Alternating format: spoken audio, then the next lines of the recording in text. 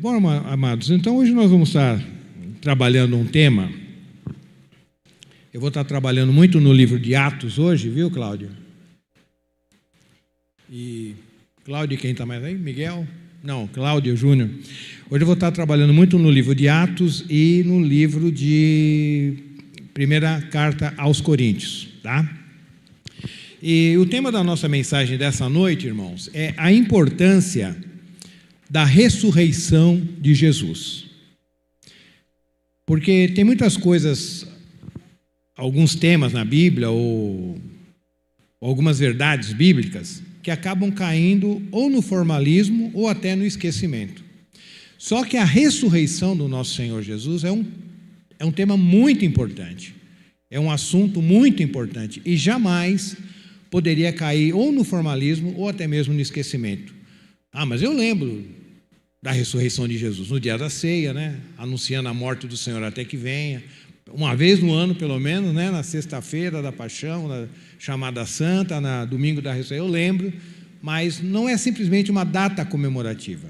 O significado da ressurreição é muito mais do que isso, do que uma data comemorativa, para a gente lembrar, sabendo, não, nós temos um Senhor que um dia ressuscitou, é muito mais do que isso. Vamos abrir as Bíblias, irmãos, então, no nosso texto base. Primeira carta de Paulo aos Coríntios, capítulo 15, de 12 a 19. Quem não tiver, pode acompanhar. Aqui a minha é King James, tá? É bom colocar na King James, porque senão eu vou ler alguma coisa aqui, os irmãos vão estar vendo outra lá. Primeira carta de Paulo aos Coríntios, King James atualizada, capítulo 15, de 12 até 19, que diz assim: Ora, tem sido proclamado que Cristo ressuscitou dentre os mortos. Vamos ler novamente. Ora, se tem sido proclamado que Cristo ressuscitou dentre os mortos, como é possível que algum dentre vós afirmais que não existe ressurreição dos mortos? Então, na igreja de Coríntios, entre os muitos problemas que tinha, eles tinham esse problema que estava correndo no meio da igreja, que não tinha ressurreição dos mortos. Então, se não há ressurreição dos mortos, nem Cristo ressuscitou. E se Cristo não ressuscitou, é inútil a nossa pregação, como igualmente improdutiva a vossa fé. Pior que isso, seremos considerados falsas testemunhas de Deus, porque contra ele testemunhamos que ressuscitou a Cristo dentre os mortos. Então vamos estar fazendo Deus de mentiroso. Todavia, se é verdade que os mortos não ressuscitam, então ele também não ressuscitou a Cristo. Então olha o problema que estava tendo nessa igreja, já no primeiro século, que Cristo já tinha dúvida se havia ressurreição dos mortos. Talvez não a ressurreição propriamente de Cristo, mas se as pessoas que morriam realmente ressuscitavam. Talvez a coisa não era nem com Cristo. Mas aí Paulo está falando, se Deus não tem poder para ressuscitar os pecadores que morreram justificados crendo nele, então o próprio Cristo pode não ter, existe a possibilidade do próprio Cristo não ter ressuscitado também. Portanto, se os mortos não ressuscitam, nem o próprio Cristo foi ressuscitado. Então o problema deles não era com Cristo especificamente. Portanto, se os mortos não ressuscitam, nem o próprio Cristo foi ressuscitado. E se Cristo não ressuscitou, olha a seriedade aqui, irmão, a vossa fé para nada serve e continuais a viver em vossos pecados. Sendo assim, também os que dormiram ou morreram em Cristo estão perdidos. Ora, se a nossa esperança em Cristo se restringe apenas a esta vida, somos mais miseráveis de todos os seres humanos. Vamos orar? Sim, Pai, nós te damos graças por mais essa oportunidade, Senhor, que o Senhor nos dá de trazermos a sua palavra, e que as palavras da nossa boca, a meditação do nosso coração seja grata diante de Ti, que a nossa palavra seja para a vinda do Senhor, tenha, Senhor, o objetivo de nos educar, nos exortar e também nos consolar, ó Pai. Deus, que o Senhor use, Senhor amado, dentro das nossas limitações, que o Senhor sabe que somos limitados, usa-nos, ó Pai, para falar ao seu povo. Pois é em nome do Senhor Jesus que nós oramos e agradecemos. Amém. Então, irmãos, aqui na igreja de Coríntios tinha esse problema de eles acharem que a ressurreição não existia. E na igreja em Éfeso, isso está registrado em segunda carta de Paulo a Timóteo, capítulo 2, versículo 8, existiam alguns irmãos que estavam falando que a ressurreição já tinha passado. Então, em Corinto não tinha ressurreição, e no outro, lá em Éfeso, a ressurreição já tinha passado. Só que esse assunto não era um assunto menor.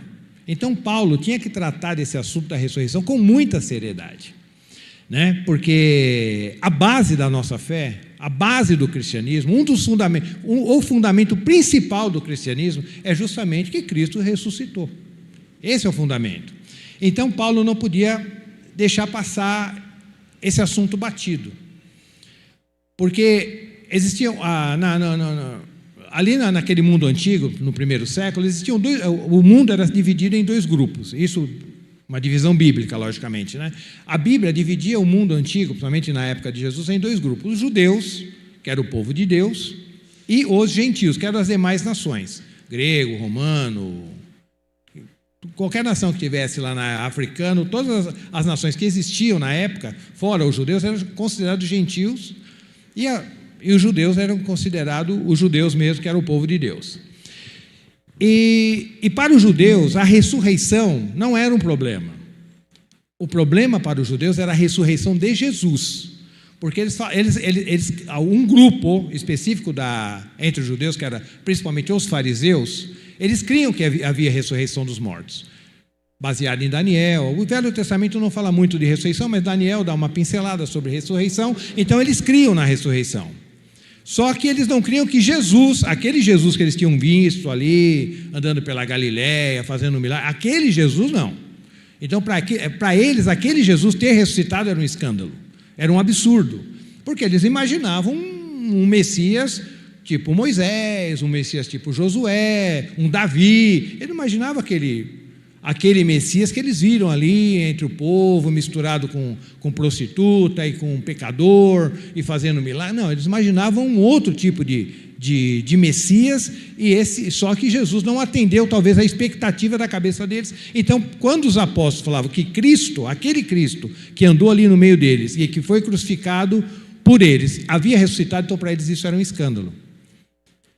E para os gentios, principalmente os gregos, que eram muito apegados à sabedoria, ao conhecimento, era uma loucura. Então, os judeus achavam um absurdo, um escândalo, e os gregos, e os gentios, principalmente os gregos, achavam a ressurreição uma loucura, porque eles falavam assim: não é possível que uma pessoa possa voltar dos mortos. Então, a gente às vezes tem uma imagem, uma visão do pessoal mais antigo, primitivo no caso, que eles eram muito cheios de crendice, tinha muita crendice, mas eles tinham algumas convicções, e uma das convicções que eles tinham é que ressurreição não existia. Então foi nesse ambiente que os apóstolos, Paulo e os primeiros apóstolos, tinham que passar essa mensagem para um povo que falava: ressurreição não existe, isso aí é um absurdo. Para o judeu, existe ressurreição, mas não esse Jesus que vocês estão falando, não. O Messias que a gente está imaginando na nossa cabeça, sim, mas esse aí não. E os gentios, principalmente os gregos, achavam: isso aí é uma loucura, isso é um absurdo, isso não é possível acontecer de uma pessoa voltar dos mortos. Mas só que dentro desse ambiente é que o Senhor veio. É dentro desse ambiente que a pregação do Evangelho teve que ser apresentada. Então, por isso, às vezes a gente, lendo a Bíblia de uma forma assim, tem que prestar muita atenção, a gente não vê a ênfase, a gente não percebe a importância que é dada para a ressurreição na pregação dos apóstolos e principalmente nas cartas de Paulo, principalmente por Paulo, não só nas cartas, tanto no livro de Atos como nas suas cartas. Então a gente vai dar uma pinceladinha para fazer algumas passagens para ver a importância que eles davam na ressurreição nas suas cartas. É importante, irmãos, a gente ter essa percepção, porque a ênfase dos apóstolos, ou seja, aquilo que eles realçavam na mensagem deles, aquilo que eles elevavam na mensagem deles, principalmente os apóstolos e Paulo, não é nada disso que muitas vezes nós ouvimos hoje no nosso meio, que muitas vezes nós enfatizamos. Os apóstolos curavam? Sim ou não? Sim, mas a ênfase deles nunca foi a cura. Você nunca vai ouvir Paulo pregando sobre cura. Pode ler as cartas de Paulo, você não vai ver ele falando, olha, para curar, vem a campanha, vem aqui, se você que está precisando quer precisar de cura, vem para cá que você vai ter cura. Você não vê essa ênfase, você não vê ele se preocupando com isso. E eles curavam. Pedro curava até com a sombra. Mas você nunca vai ver Pedro falar, olha, quando eu estiver passando, eu vou passar 3 horas da tarde ali na praça X. Fique ali que a hora que a minha sombra passar, não existia essa ênfase. A ênfase deles nunca foi, venha para cá que você vai ter mais dinheiro, isso e aquilo. A ênfase dos apóstolos nunca foi, vem aqui que você vai restaurar a sua família. Tudo isso são assuntos importantes e precisam acontecer. Mas nunca eles tiveram nunca tiveram essa preocupação. Vem, você está com problema na sua casa, está com problema com a sua família, vem para a igreja que aqui você vai resolver. Muito pelo contrário. Acho que eles pregavam até o contrário. Se você se converter, pode ser que ele te expulsar você da sua casa, né? Pode ser o contrário. Mas não tinha essa ênfase, para restaurar isso, para restaurar aquilo. São assuntos importantes e a Bíblia lida, mas nunca foi ênfase. Nunca eles deram uma importância a esse assunto, como eles deram importância ao assunto da ressurreição. Hoje, por exemplo, existe uma ênfase muito grande para o crescimento da igreja. As igrejas têm que ser cheias e grandes. As pessoas fazem de tudo para que as igrejas sejam cheias e grandes. Pinta de preto, pinta de branco, pinta de cor-de-rosa, traz isso, faz aquilo, faz isso, traz tal pessoa, traz tal artista, traz tal... Para que a igreja tem que ser cheia e grande. Mas isso é uma ênfase. Mas só que a ênfase nunca foi essa. A igreja lá no Novo Testamento crescia 2.000 pessoas, de um dia para o outro, numa pregação, 2.000 pessoas se convertiam, mas nunca foi a ênfase. E o próprio Paulo fala, Paulo plantou, Apolo regou, mas quem que dá o crescimento? É Deus. Então a preocupação deles não era crescimento, a preocupação deles era edificação da igreja. Mas nesse tema específico, esses assuntos que eu citei, eles têm o seu lugar, têm a sua importância, mas são secundários perto do que a gente está tratando. Mas quando a gente se apega a esse tema específico da ressurreição, nós percebemos a ênfase e o realce que é dado pelos apóstolos. Atos capítulo 2, eu vou ler um texto e talvez explicar o restante. Atos capítulo 2, versículo 31, Paulo no dia do Pentecoste. O Espírito Santo foi derramado sobre os 120 ali no cenáculo. Eles saíram ali, a multidão ficou impressionada com aquele evento que estava acontecendo. Eles começaram a falar em outras línguas que eles não conseguiam entender, ou até conseguiam entender, a cada nação entendia no seu próprio idioma. Porém,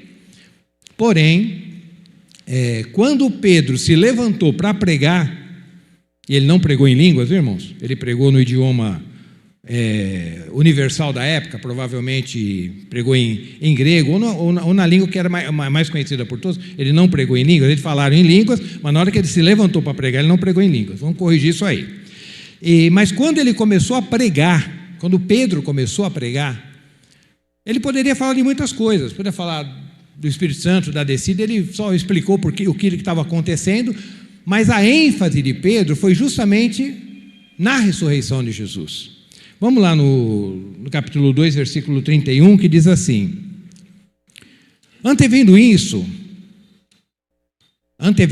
profetizou sobre a ressurreição de Cristo, que não foi abandonado no sepulcro e cujo corpo não sofreu decomposição. Ele poderia falar muitas coisas.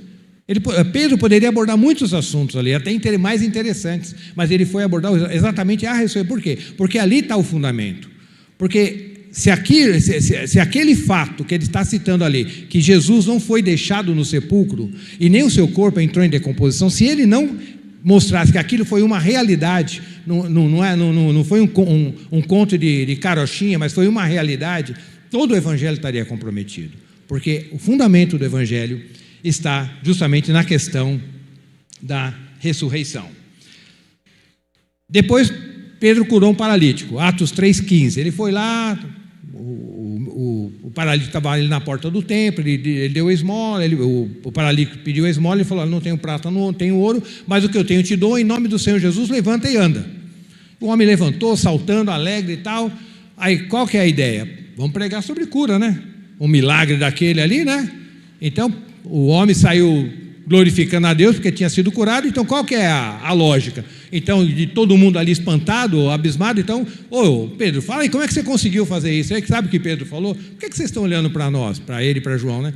Por que vocês estão olhando para nós? Porque esse milagre se realizou na vida desse homem. Você acha que esse milagre que realizou na vida dele foi por causa do nosso poder e da nossa santidade? Olha, eles tinham tanto poder quanto santidade, né? Mas vocês acham que é por causa do nosso poder e por causa da nossa santidade é que isso aconteceu na vida desse homem, que a saúde dele foi restaurada? Não. Isso aconteceu nele porque, sabe aquele homem que vocês mataram no madeiro? Deus não deixou o corpo dele no sepulcro e nem permitiu que ele entrasse em decomposição. Isso ele estava citando Salmo 16. Mas o Espírito Santo ressuscitou de entre os mortos. E é por causa dessa ressurreição, é por causa desse homem, por causa dessa restauração que Deus fez, é que isso aconteceu na vida desse homem. Então, os irmãos estão percebendo a importância. Aí, continuando lá em 4:10 e Atos, Pedro estava no Sinédrio, por causa desse milagre desse homem. Aí foi preso.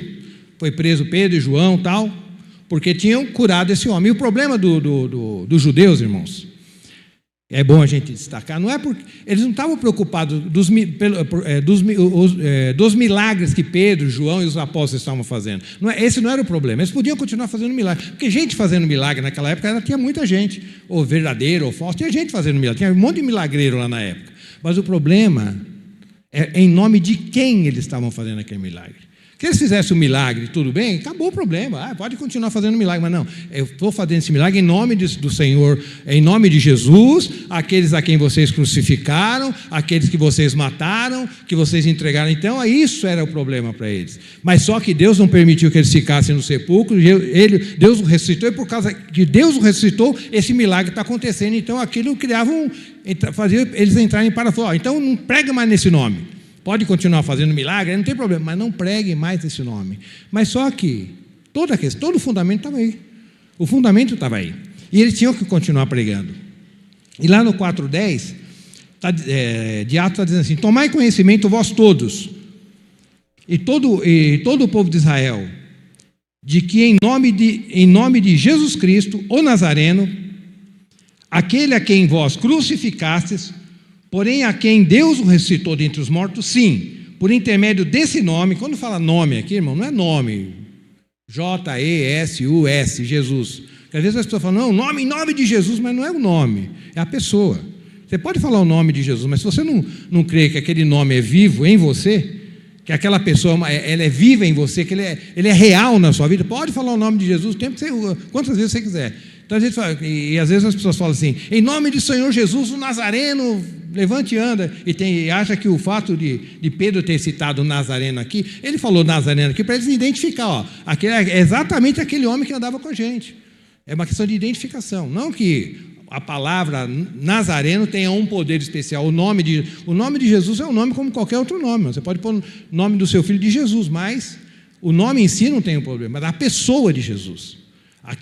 A pessoa que está por trás daquele nome tem poder. Então é bom a gente fazer essas correções no coração. Então, ressuscitou dentre os mortos, sim, por intermédio desse nome, é que esse homem está aqui diante de vós, plenamente curado. Ele falando para o povo. E lá no Sinédrio, como nós já tínhamos citado, em 5:30 de Atos 5:30, quando ele estava no Sinédrio,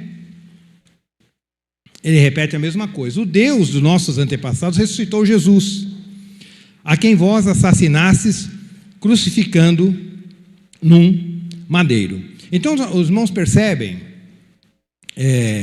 que essa era um tema importante para os apóstolos. Mas com o passar do tempo, com o passar dos dias, isso acaba caindo o quê? No formalismo. a gente acaba já não dando a mesma importância.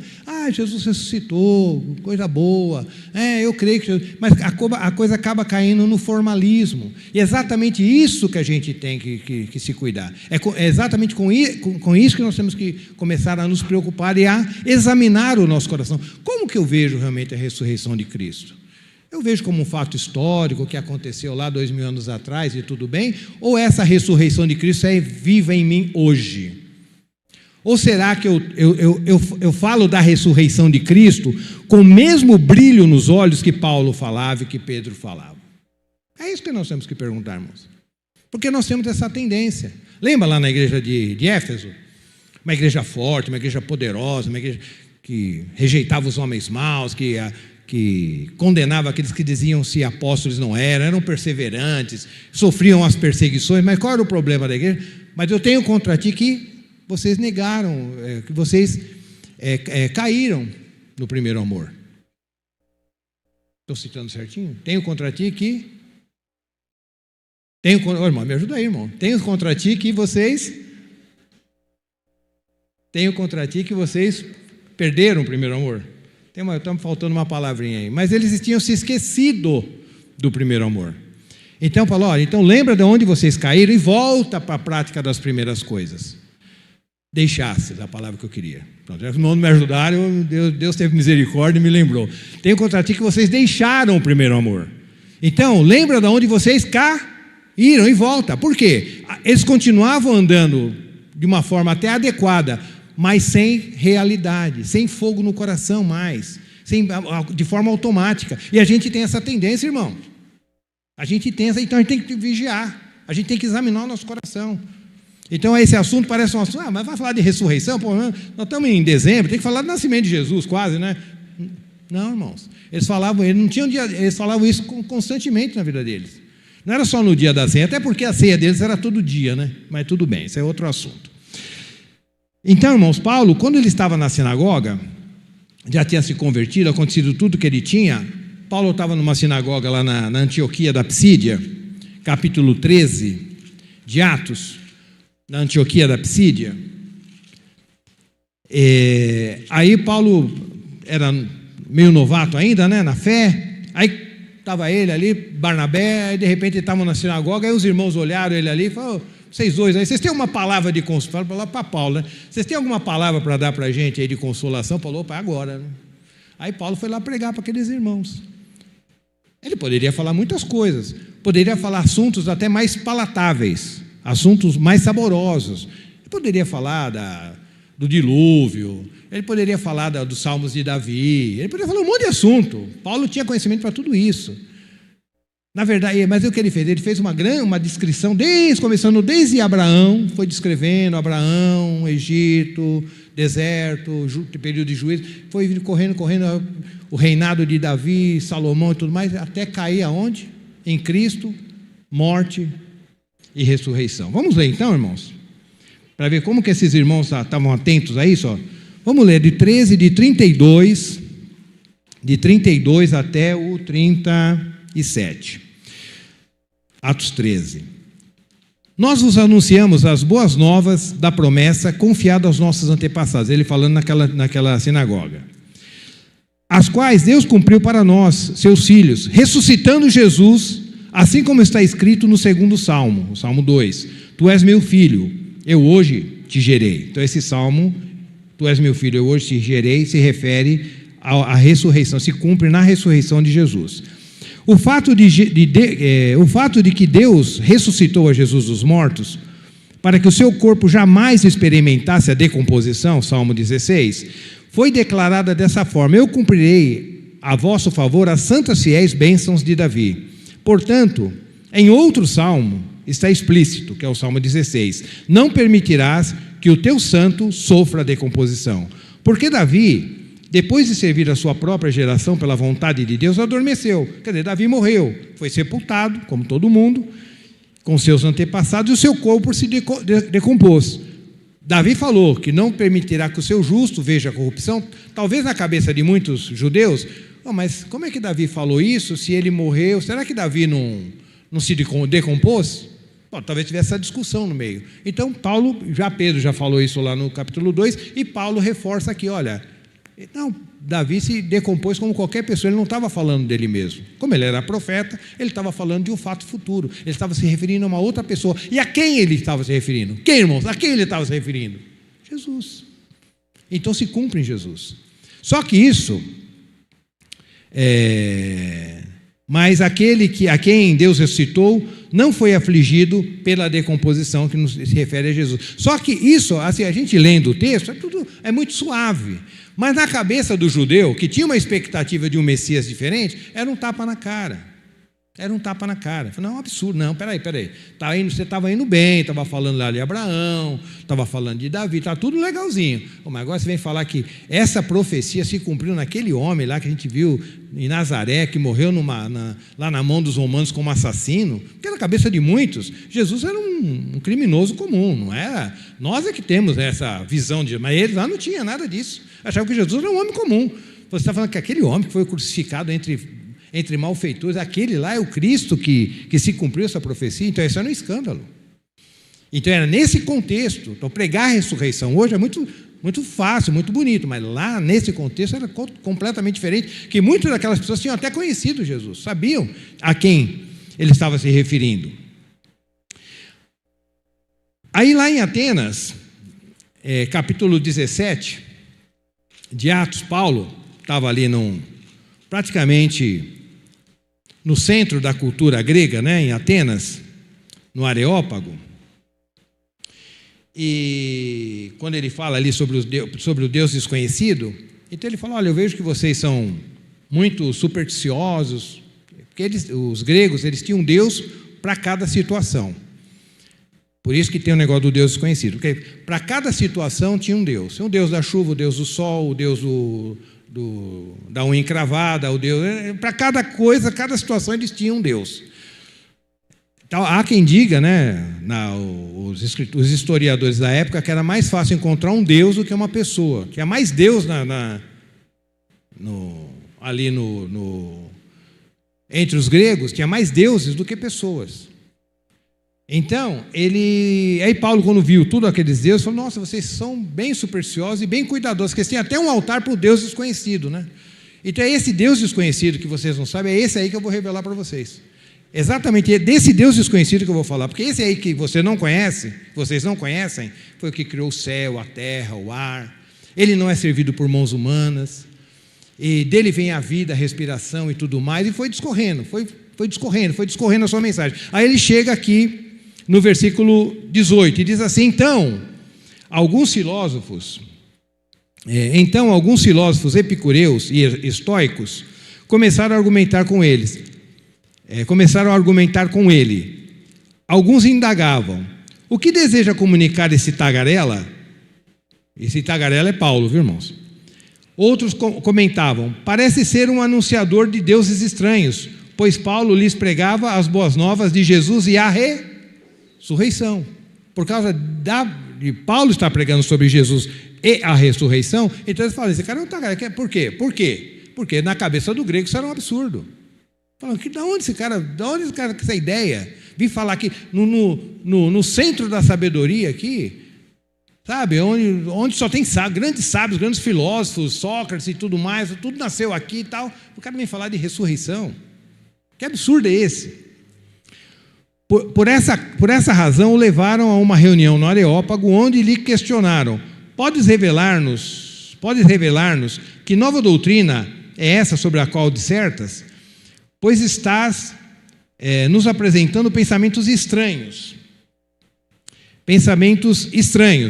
e desejamos compreender o significado de tais coisas. Indo lá, pulando, irmão, para o 32, senão vai ficar muito longa a leitura, lá para o 32, depois que Paulo fez a descrição, falou de Jesus, falou da ressurreição, olha como esses homens gregos responderam, no 32. Entretanto, alguns deles, assim que ouviram falar sobre a ressurreição dos mortos, começaram a dizer zombarias, e outros ainda exclamavam, sobre esse assunto, que daremos ouvido numa outra oportunidade. Então Paulo Poderia saber, porque Paulo sabia qual era o pensamento deles, irmãos.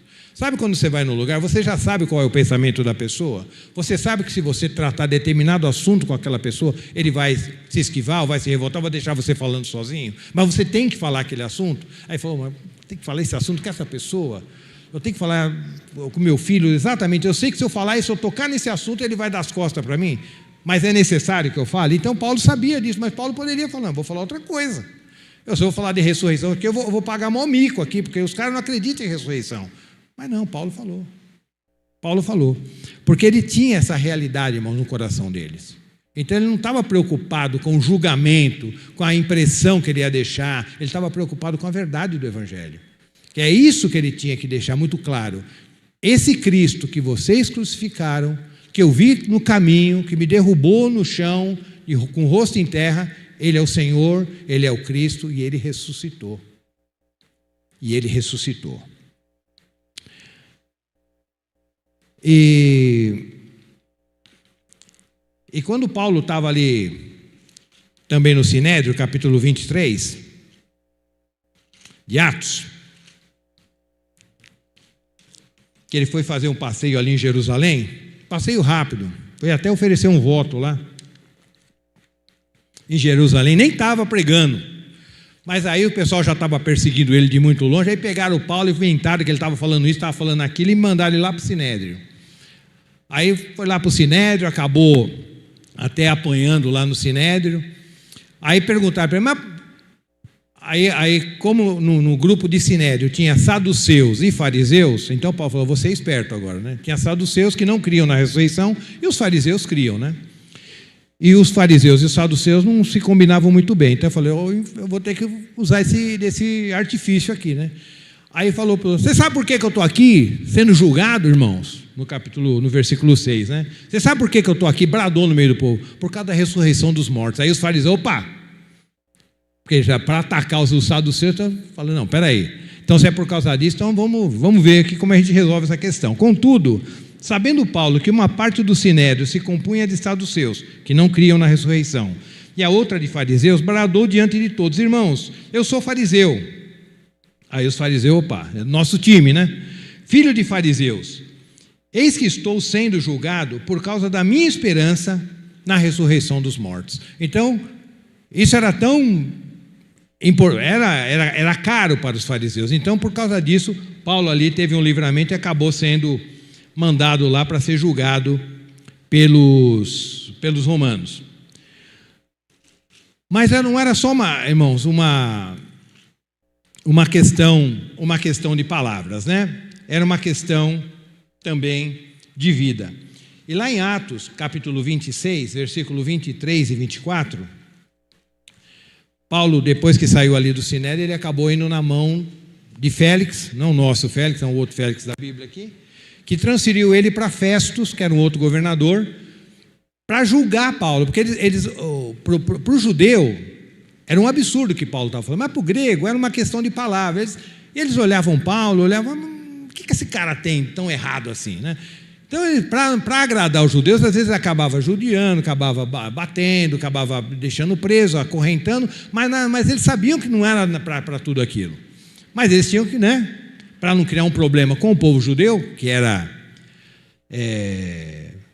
subserviente deles, então, para não criar um problema com os judeus, então eles acabavam acatando isso aí. Mas eles sabiam que Paulo não tinha problema nenhum. Aí, nesse interim, eles chamaram esse Festus, que era grego, né, do romano, provavelmente, chamou Agripa, que era um rei subserviente do Império Romano. Mas é só que ele era judeu, para tentar ajudar ele a resolver essa questão. Aí deixaram o Paulo falar. Fala aí, Paulo, por que está acontecendo que você está aqui sendo preso, né? Aí Paulo, lá no versículo 23 do capítulo 26, fala assim, ou seja, como Cristo deveria sofrer e como ele seria o primeiro que pela ressurreição dos mortos anunciaria luz a esse povo e de igual modo a todos os gentios. Todavia, enquanto Paulo apresentava sua defesa, Festus o interrompeu dizendo, Festus interrompeu seu discurso e exclamou irritado: estás louco, Paulo? As muitas palavras te fazem delirar. No entanto, Paulo argumentou: não estou enlouquecido, ó excelentíssimo Festus. Muito diferente disso, estou declarando palavras verdadeiras em pleno juízo. Então, quando Paulo começou a argumentar sobre a questão da ressurreição, aí Festus, como grego, falou: peraí, para com isso, você está doido. Você deve ter estudado demais, você deve ter comido alguma coisa estranha, você não está no seu perfeito juízo. Isso aí que você está falando é um absurdo. As muitas letras estão fazendo você ficar meio pirado. Mas ele continuou o discurso: não, eu estou em pleno juízo, porque Paulo tinha aquilo no coração vivo, era vivo no coração de Paulo, irmão. Talvez se uma autoridade falasse isso para você: para de pregar esse evangelho, talvez a gente vai dar uma tremidinha e vai dar uma recuada. Mas Paulo não recuava, não, porque aquilo era uma realidade no coração de Paulo. E ele continuou pregando diante do rei Agripa, que era judeu. Aí, quando ele continuou pregando diante do rei Agripa, que era judeu, o rei Agripa começou também a ficar incomodado com a forma como Paulo estava expondo as verdades do Evangelho. Verdades, no caso, para Paulo, não para ele. Aí o rei Agripa fala assim: ô Paulo, você está achando que nesse pouquinho de tempo você vai me tornar um cristão? Você vai fazer com que eu acredite em tudo isso que você estava falando? Mas por que esse rei Agripa falou assim? E por que o outro Festus falou assim? Porque Paulo, irmão, tinha uma coisa que nós não temos: brilho naquilo que ele estava aprendendo, convicção naquilo que ele estava falando. Ele cria naquilo que ele estava falando. Jessé, ele não estava falando porque ele aprendeu lá com os pais, ele era vivo no coração de Paulo. Então o próprio rei, o rei não deu o braço a torcer, mas ele falou: não, esse homem, ele pode até ser mentira o que ele está falando, mas que ele acredita no que ele está falando, ele acredita. Ele fala com convicção, ele fala com fogo no coração. E nós precisamos restaurar isso nas nossas vidas, irmãos. Que o evangelho, ele só vai se manter evangelho quando houver fervor. Sem fervor, o evangelho é uma religião igual às outras. Não tem diferença. Mas quais, irmãos, seriam as implicações caso Cristo não tivesse ressuscitado? Aí Jesus não ressuscitou. De repente não ressuscitou. Será que faria a diferença? Teria alguma diferença se Jesus não tivesse ressuscitado?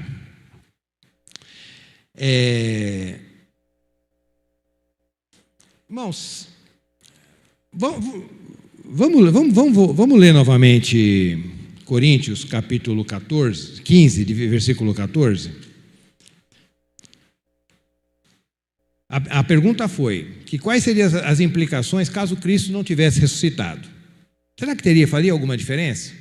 Jesus não, Jesus foi gente boa, andou nessa terra, ensinos maravilhosos, falou como ninguém, pregou como ninguém, viveu como ninguém, vida exemplar, nascimento virginal, realmente um nascimento viragor, morreu na cruz injustamente, mas não ressuscitou. Será que isso teria alguma implicação? Será que teria alguma diferença? Vamos ver se para Paulo teria diferença. 15:14 de 1 Coríntios. Se Cristo não ressuscitou, é o que nossa fé, irmão? Ele só está falando se Cristo não ressuscitou, né? Ele falou se Cristo não viesse ao mundo. Ele está partindo do pressuposto que Jesus existiu. Ele só não ressuscitou. Ele existiu, viveu, fez milagre, tudo certinho, só não ressuscitou. Aí ele diz assim: se Cristo não ressuscitou, é o que? Inútil a nossa pregação, como igualmente improdutiva a vossa fé. Então não vale nada. E será que é esse valor que nós damos para a ressurreição de Jesus, irmãos? Será que não é a noite da gente refletir? Será que é dessa maneira que eu vejo a ressurreição do nosso Senhor? Que nós vemos a ressurreição do nosso Senhor? Será que com essa convicção, com esse zelo, com esse fervor que eu vejo a ressurreição do nosso Senhor? Mas se Cristo, irmão, não tivesse ressuscitado, todos os eventos, por exemplo, a encarnação, o nascimento virginal, a vida perfeita que Jesus viveu, os milagres, a morte, eles perderiam todo o seu valor. Se Jesus não tivesse ressuscitado, não haveria redenção. Você já pensou? Que aí Paulo fala que todos vocês teriam morrido nos seus próprios pecados.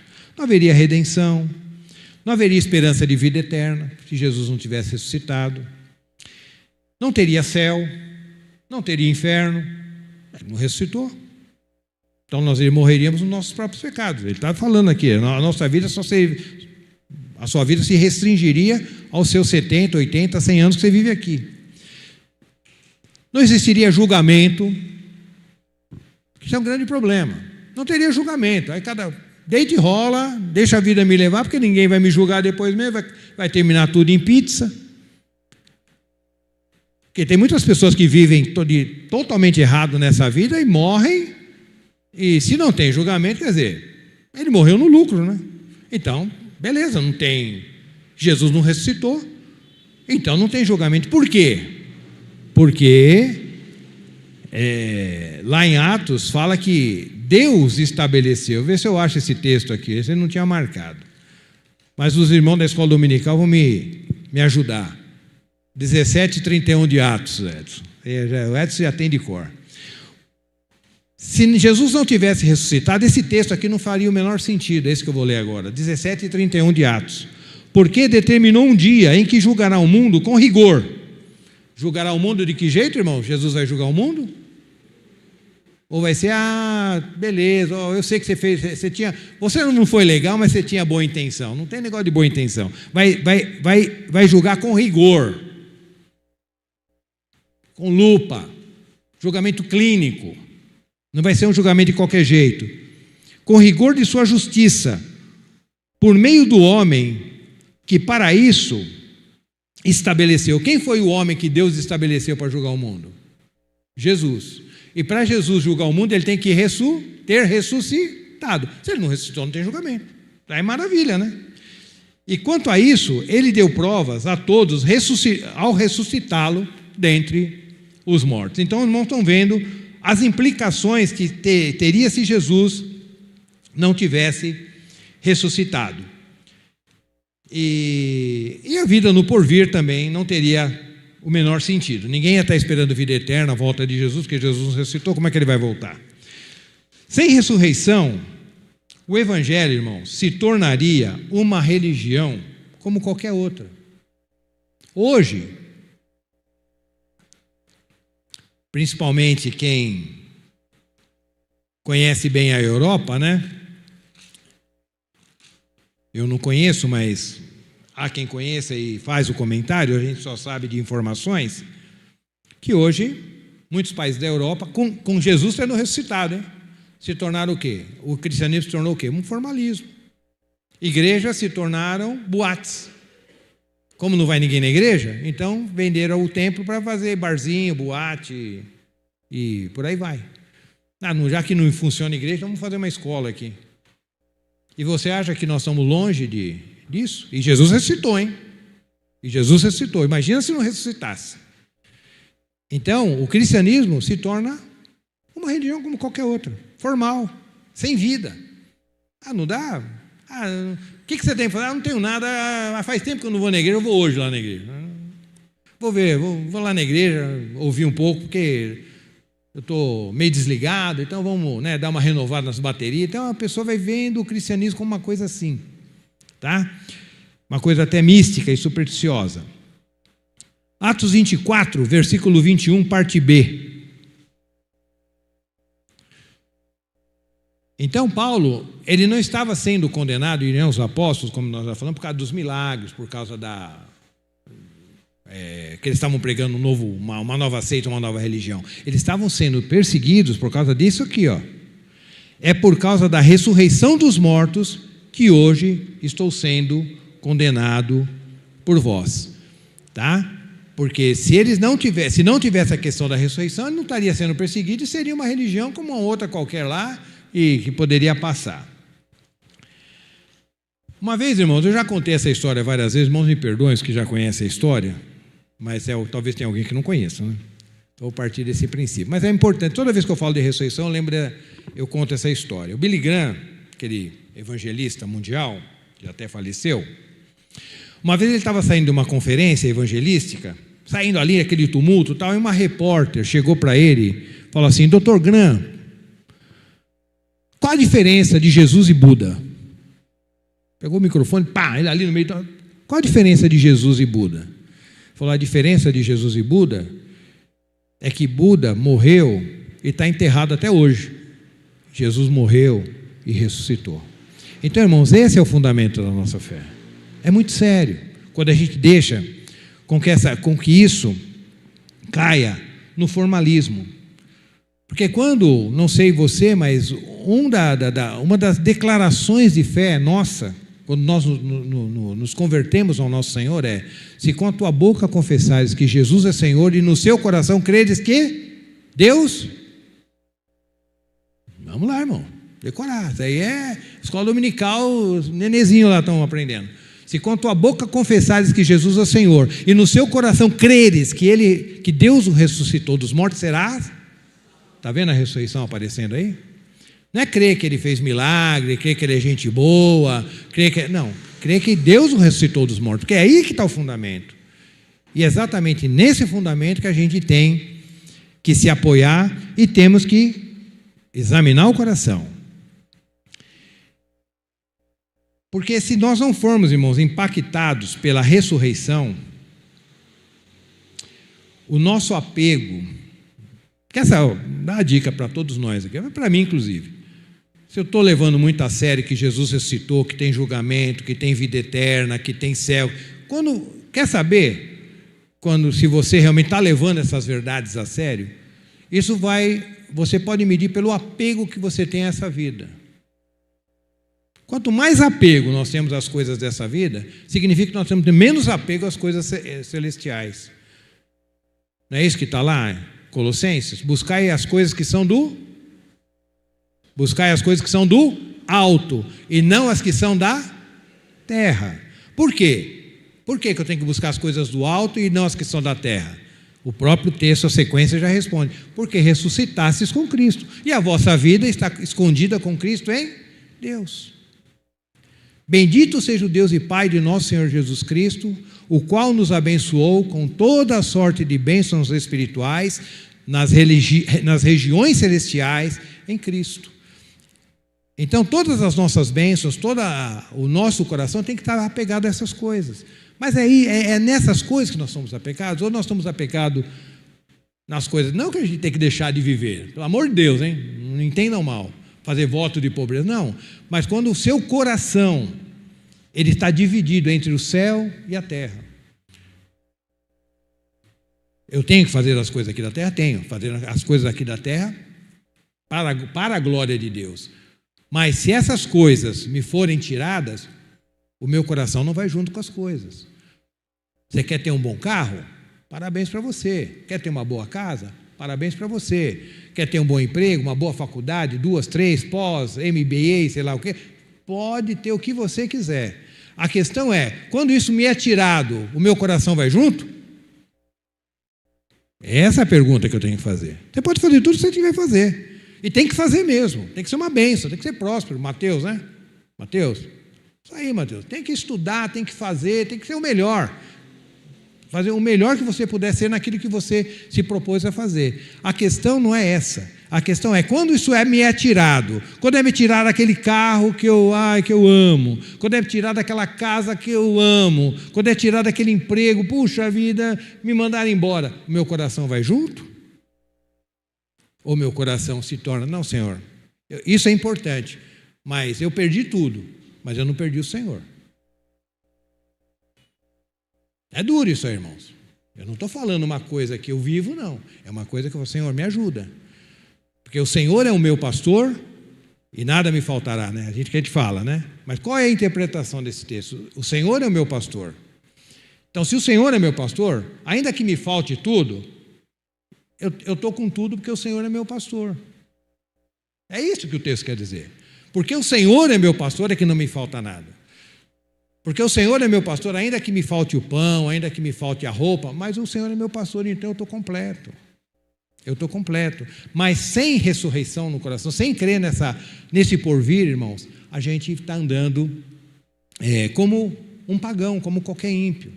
pensando nas coisas dessa vida, andando com a cabeça, olhando para o chão, olhando para a terra, e não com o nosso coração e os nossos olhos voltados para o céu. Amém, irmãos? Que essa palavra seja uma correção aos nossos corações. Tá? A ideia aqui da palavra de Deus é educar, corrigir, consolar, edificar.